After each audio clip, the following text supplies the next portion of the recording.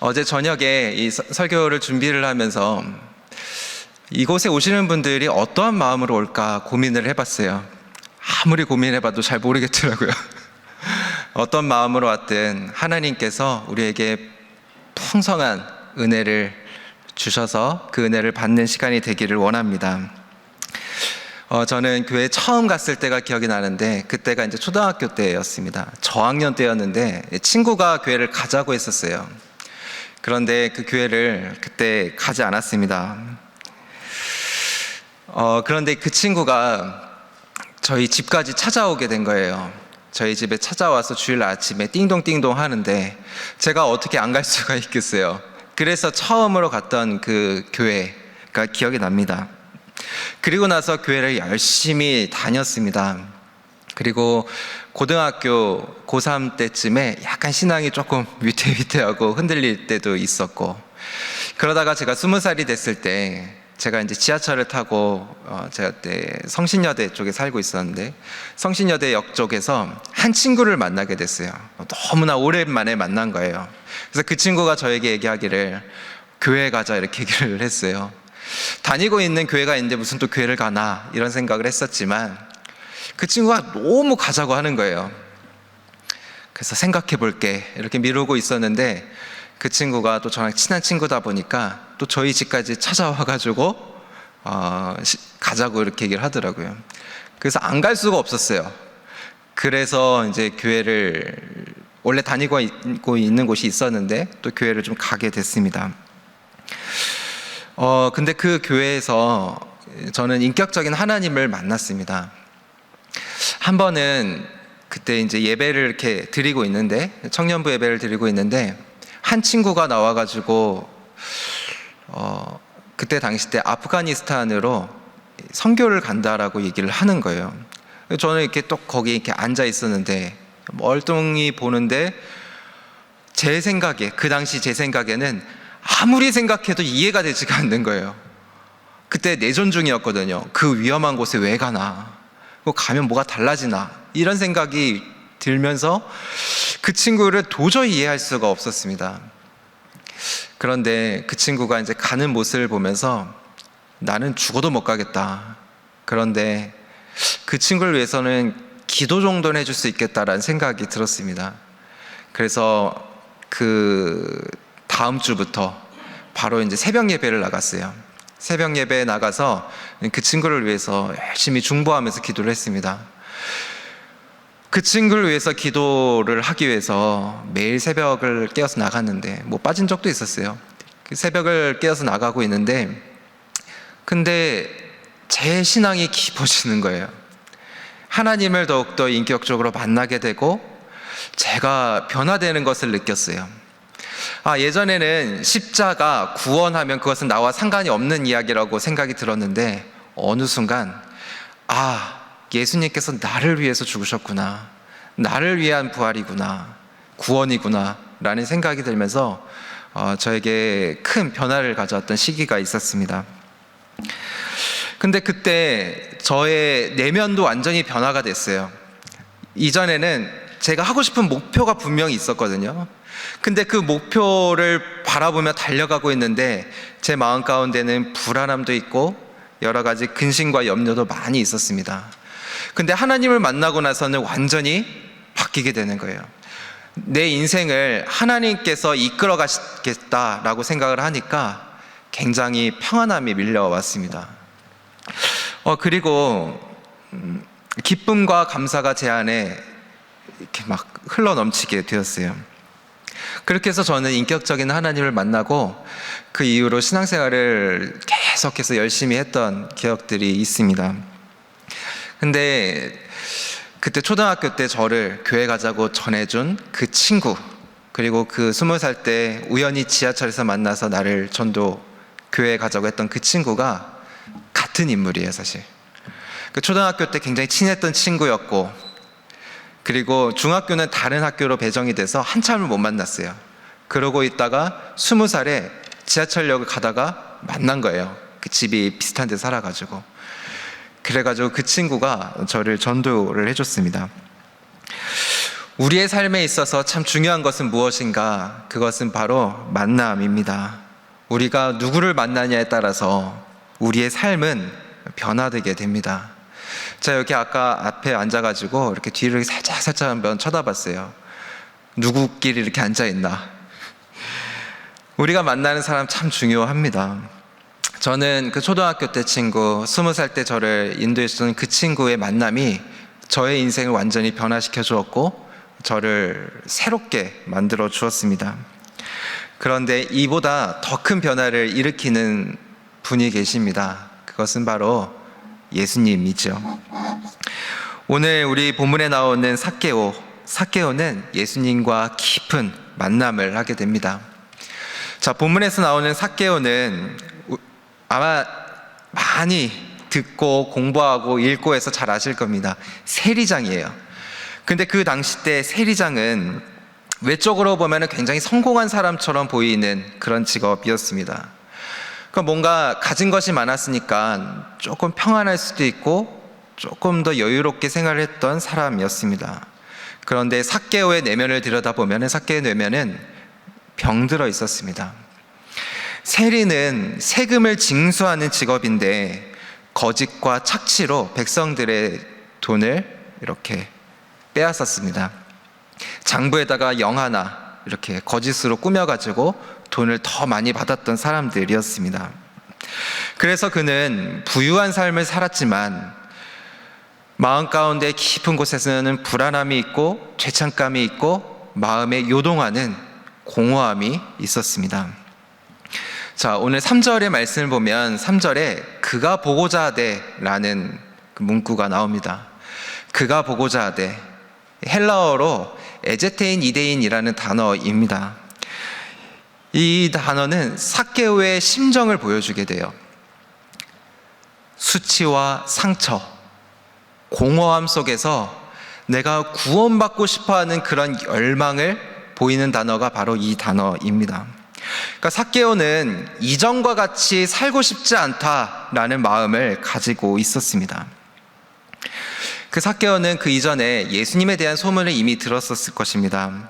죄인들의 친구가 되어준다는 이야기, 그 누구에게도 이야기할 수 없는 것을 들어준다는 이야기, 병을 고쳐주시고 죄를 사해주신다는 이야기, 다른 사람들에게 비난을 받고 손가락질을 받던 이 삭개오는 예수님 한번 만나보고 싶었습니다. 왜냐하면 더 이상 그렇게 살고 싶지 않았기 때문입니다. 그런데 그가 신락 같은 희망의 소식을 듣게 됩니다. 여리고를 지나서 예수님께서 그곳을 들려서 지나간다는 이야기를 들었기 때문입니다. 복잡한 심정 속에서 삭개오는 예수님을 한번 보고 싶었습니다. 그런데 볼 수가 없었어요. 왜냐하면 신체적으로는 성경에서 키가 작았다라고 얘기하고 예수님이 가시면 무리들이 이렇게 함께 막 있었거든요. 그래서 신체적으로 작아서 키가 작아서 볼 수가 없고, 또한 그 당시 삭개오, 이 세리장들은 사람들이 싫어하고 비난하고 손가락질하는 사람이었습니다. 그러니까 무리 곁에 가는 것이 삭개오에게는 굉장한 심적인 부담이 있는 일이었어요. 그래서 나아갈 수가 없었습니다. 그가 할 수 있는 것, 그냥 나무 위로 올라가서 예수님 계신가, 예수님 어떤 분인가 한번 이렇게 바라보는 것, 그 정도였습니다. 그런데 예수님께서는 수많은 무리 중에서 삭개오를 찾아오십니다. 그리고 오늘 이렇게 말씀하십니다. 우리 5절의 말씀을 함께 읽어보겠습니다. 5절의 말씀입니다. 함께 읽을게요. 시작. 예수께서 그곳에 이르사 쳐다보시고 이르시되 삭개오야 속히 내려오라. 내가 오늘 내 집에 유하여야 하겠다 하시니. 아멘. 삭개오는 예수님의 초대에 응하게 됩니다. 예수님께서 삭개오를 부릅니다. 삭개오야 내려오라. 내가 내 집에 유하여야 하겠다. 저는 이 말씀을 깊이 묵상하면서 알게 된 것이 있었습니다. 이전에는 삭개오가 예수님을 집에 초대했구나 생각을 했어요. 왜냐하면 삭개오의 집에 머물렀으니까요. 근데 본문을 자세히 들여다보면 누가 초대를 하는가? 그거는 바로 예수님입니다. 예수님이 삭개오에게 다가가셔서 삭개오야 내려오라. 내가 내 집에 유하여야 하겠다라고 말씀을 하고 있는 것입니다. 그러니까 예수님께서 삭개오에게 초청을 하고 있는 것입니다. 정리하면 삭개오는 예수님을 보기 위해서 나무 위로 올라갔습니다. 그런데 이 만남의 주체적인 것, 이 만남을 준비한 것은 사실 예수님, 초대한 것도 바로 예수님이라는 것입니다. 근데 우리의 신앙생활도 마찬가지입니다. 어느 날은 이 청년부 예배에 아무 생각 없이 뚜벅뚜벅 걸어와서 예배를 드리는데, 때로는 하나님께서 나에게 주시는 말씀과 같이 느껴지고, 또 때로는 하나님이 내 마음을 만져주는 것과 같은 그런 느낌을 받을 때도 있습니다. 예수님께서 우리의 마음 가운데 찾아와 주셔서 우리를 초대하시기 때문입니다. 저는 이전 교회에 있으면서 청년들과 영성훈련을 참 많이 했었습니다. 정말 많은 사람들을 만났었는데요. 정말 다양한 이야기를 나눴는데 제일 많이 들었던 내용이 있었습니다. 그것은 바로 자신은 하나님이 안 믿어진다는 거예요. 그 얘기를 참 많이 들었습니다. 그 얘기를 듣고 또 더 깊이 얘기를 하다 보면 저는 그 청년들 가운데 마음속 깊은 곳에 하나를 발견하게 됩니다. 그것은 무엇인가? 믿고 싶다라는 갈망입니다. 안 믿어지지만, 아직 하나님에 대해서 잘 모르지만 하나님에 대해서 조금 더 알고 싶다. 안 믿어지지만 하나님 조금 믿어보고 싶다. 이런 마음이 있다라는 것을 보곤 합니다. 하나님을 믿고 싶은 갈망이 있는 것이죠. 믿고 싶으나 믿어지지 않는 것, 그것이 고민인 거예요. 그런데 또 하나 알게 되는 것은 하나님 앞에 깊이 나아가게 되면서 이미 하나님 앞에 나아가고 있다는 것을 발견하게 됩니다. 사실은 갈망이 있기 때문에 영성 훈련도 신청하고 받으러 오는 것이거든요. 저는 이곳에 나와 있는 우리 모두가 그런 갈망이 있다라고 봅니다. 어떤 이유로 나왔든, 친구가 저처럼 초대해서 왔든, 그냥 와야 될 것 같으니까 왔든, 어떤 이유로 왔든 하나님을 알고자 하는 그런 갈망이 있기 때문에 이 자리 가운데 나와 있는 것이죠. 저는 그 청년들을 보면은 참 하나님께서 사랑하시는구나 라는 생각이 많이 듭니다. 삭개오가 나무 위로 올라갔던 이유는 무엇인가? 그것은 바로 주님을 보고 싶다, 주님을 조금 더 믿어보고 싶다, 이런 갈망이 있었기 때문에 그렇습니다. 그리고 그런 갈망이 있는 삭개오에게 예수님은 뚜벅뚜벅 걸어오셔서 찾아오십니다. 하나님께서는 그런 갈망을 가진 자들에게 찾아가신다라고 믿습니다. 삭개오에게 주님께서 느닷없이 찾아오셨던 것처럼 우리들의 마음 가운데도 느닷없이 찾아오게 되실 것입니다. 아우니치 현장 가운데에서 하나님의 마음을 느끼게 됩니다.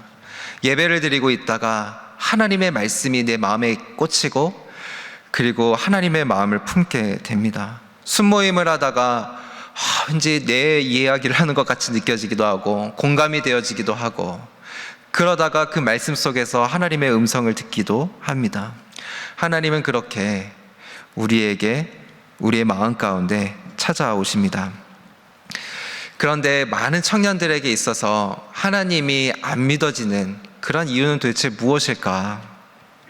그것은 우리가 가지고 있는 세상적인 관점, 세상적인 목표로 하나님을 바라보고 있기 때문입니다. 하나님께서는 분명히 복을 주신다라고 말씀하시는데 나는 받은 것 같지가 않거든요. 내가 생각하는 복은 은행의 잔고가 두둑하거나, 아니면 세상적으로 성공을 하거나, 내가 인정을 받는 그러한 자리에 있거나, 남들이 부러워하는 것들을 내가 가지고 있거나, 부동산 몇 개 갖고 있거나, 그러니까 세상적인 방법으로 살아가고자 하는 것입니다. 그래서 우리는 더 가지려고 하고, 또 더 가지기 위해서 경쟁해서 이기려고 합니다. 한번 생각을 해보세요. 주식 투자를 해가지고 돈을 많이 버는 것, 그것이 복입니까? 한 전문가는 이렇게 얘기를 합니다. 개미 투자자들 100명 중에서 95명이 돈을 잃어버린대요. 그리고 5명이 돈을 번다라고 합니다. 얼마를 버는지 모르겠지만. 그렇다면 95명은 복이 없는 자들입니까? 우리가 한번 이 시간 생각해 보기를 원합니다. 제가 영상 하나 준비했는데요. 1분 30초짜리 영화예요. 그거 잠깐 한번 보고 또 말씀 이어가겠습니다. 네, 대충 어떤 내용인지 아시겠죠? 자, 친구가 있는데 때리고 또 때려요.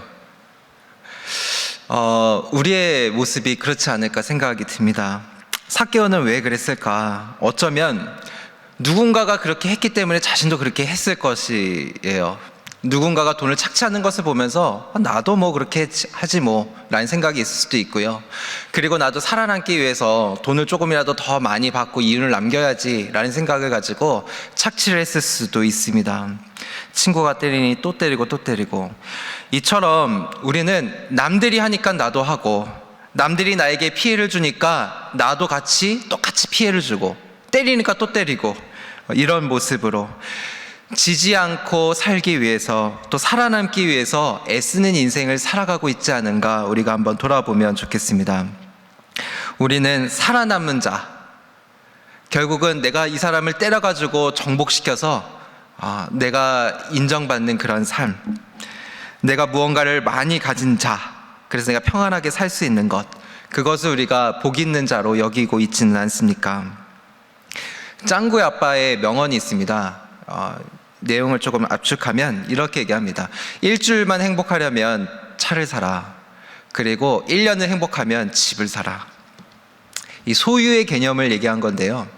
여기서 말하고 있는 것은 이 행복은 최대 1년이라는 거예요.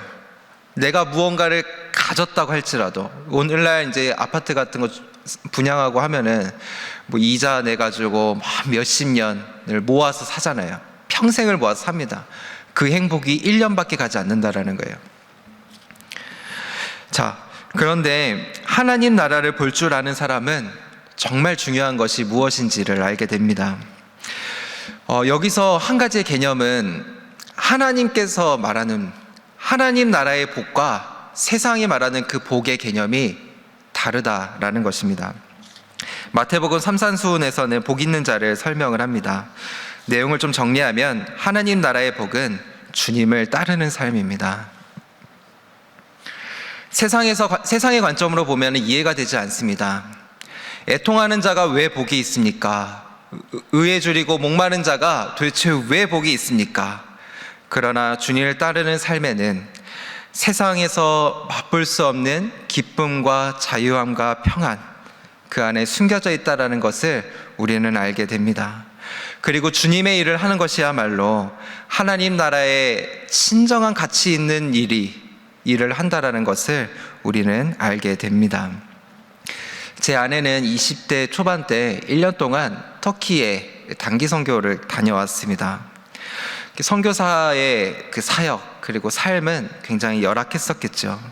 그런데 삶을 나눠보면 그때 받았던 그 은혜, 그리고 그 사역의 현장 가운데 하나님께서 함께 하시고 하나님께서 일하셨던 그 상황들, 그 현장, 그 은혜를 잊지 못하는 것을 많이 보게 됩니다.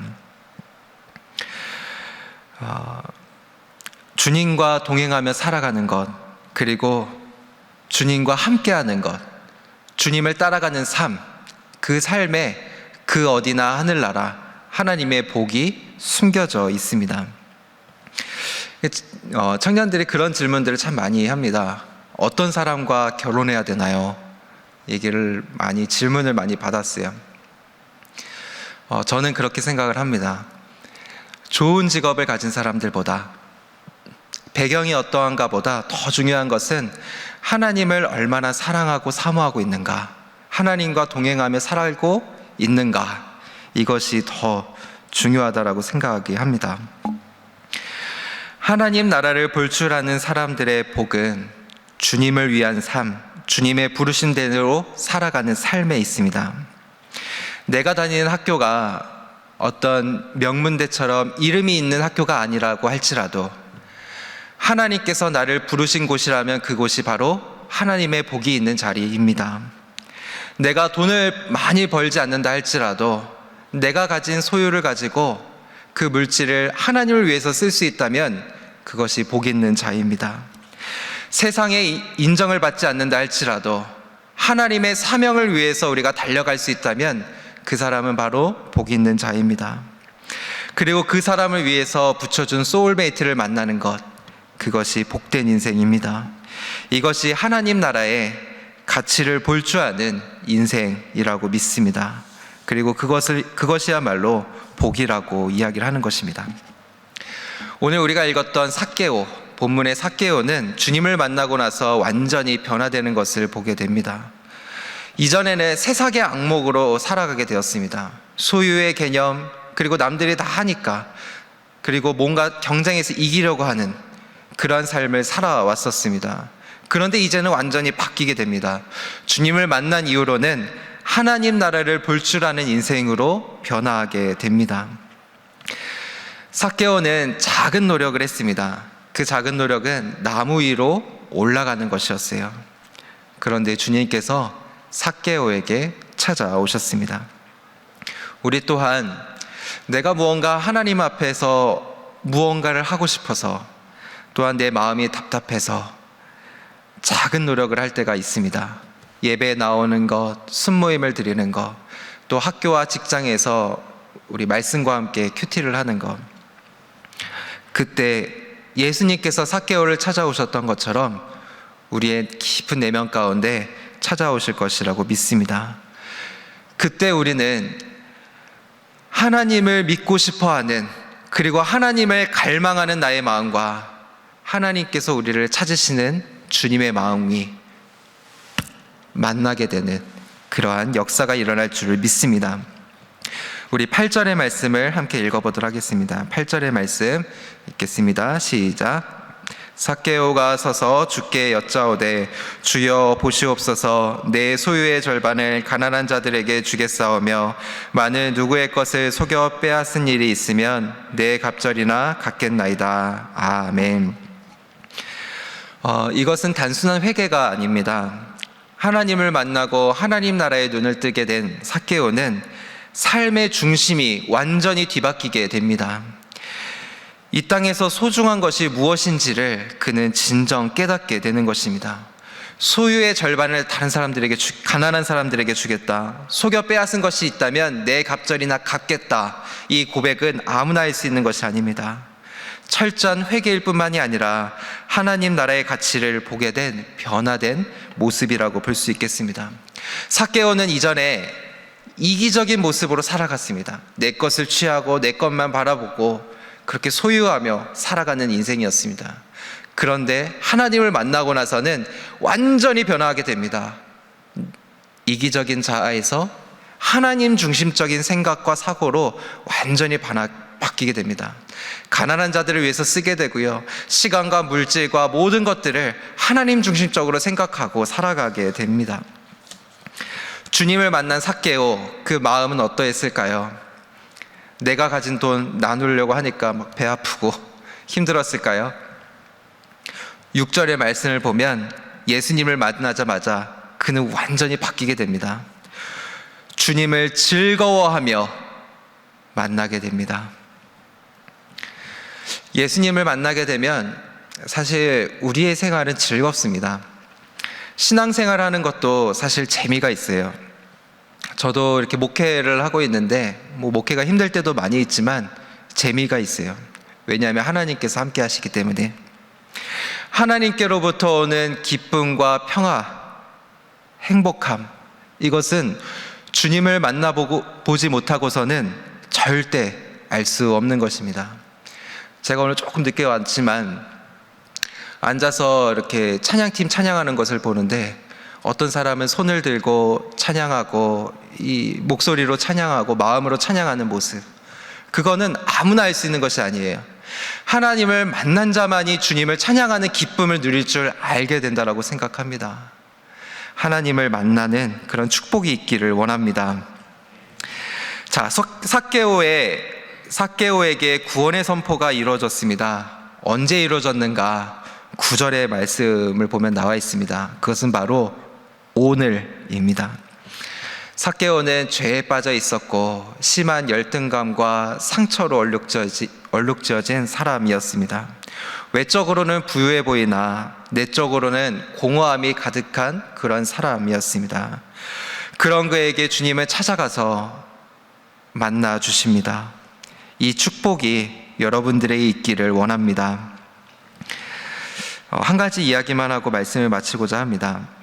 초대 기독교 교부인 그리고 영성가였던 어거스틴, 히포의 아우구스티누스라고 불리는데요. 이 어거스틴은 이 젊은 시절 때 그렇게 하나님을 잘 믿는 사람은 아니었습니다.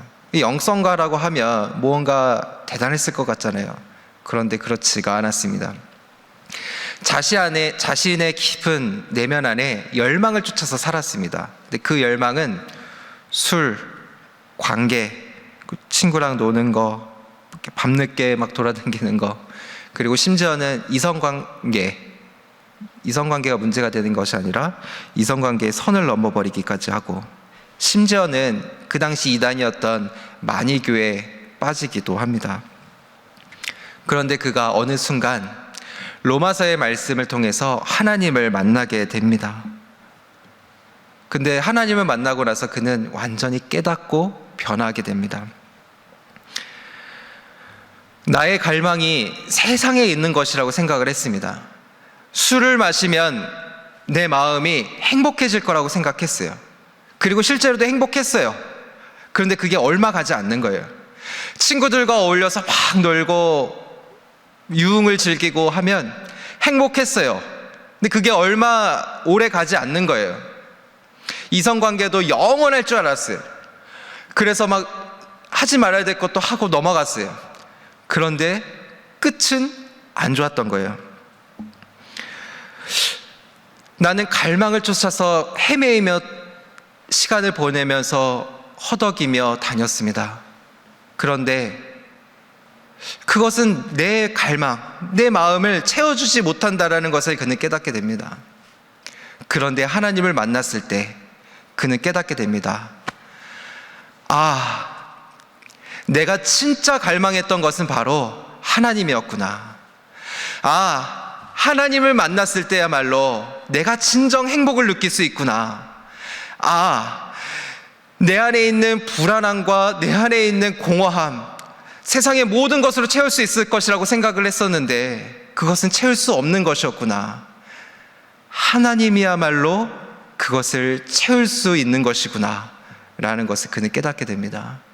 그리고 하나님을 만나고 그는 그의 저서했던 고백록에서 보면 진정한 참된 기쁨과 자유함을 누리게 되었다라고 말하고 있습니다. 여러분, 우리는 모두 다 하나님을 위한 존재로 지어졌습니다. 하나님의 형상대로 창조된 사람들입니다.